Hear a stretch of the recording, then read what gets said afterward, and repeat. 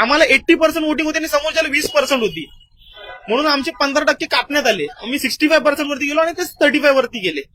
Set असावं का? 100% set, 100%. आता बोलायची कोणी हिंमत करत नाही, मी घाबरत नाही, मी डायरेक्ट बोलतो, मला माहितीये. म्हणून आम्ही युवांची इंटरव्ह्यू घेतोय, कारण युवा जे असतात ते न घाबरता बोलायला तयार असतात आणि कुठेतरी आज ईव्हीएम सेट आहे बदलापूरमध्ये असं युवांच्या माध्यमातून आवाज उठवला जातो. सर काय वाटतं मग आता हे असंच चालू राहणार का 5 वर्ष जे आहेत? लोकशाहीची जर हत्या होऊन द्यायची नसेल तर सगळ्या लोकांनी आवाज उठवला पाहिजे. मी तर आवाज उठवते आता तुमच्या माध्यमातून, सांगतोय की आता जेणेकरून पुढे पण इलेक्शन आहेत. कल्याण डोंबिवली आहे, उल्हासनगर महापालिका आहे, जिथे शिवसेना आणि भाजप वेगवेगळी लढते.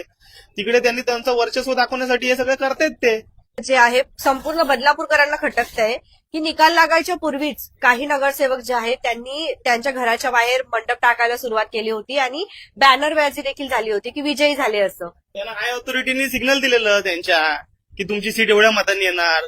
तुम्ही युवा आहात, तुम्ही काही आवाज उठवणार आहात का या संदर्भात? कारण ह्याच गोष्टी अंबरनाथमध्ये सुद्धा होत आहेत, सगळीकडेच आपण बघत आहात, संपूर्ण महाराष्ट्रभर या गोष्टी होत आहेत.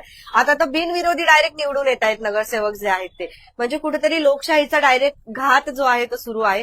तुम्ही युवा आहात, काही आवाज उठवणार का? कारण स्वतः शिवसेनेचे शहर प्रमुख फक्त जर 32 लीडनी निवडून येत आहेत.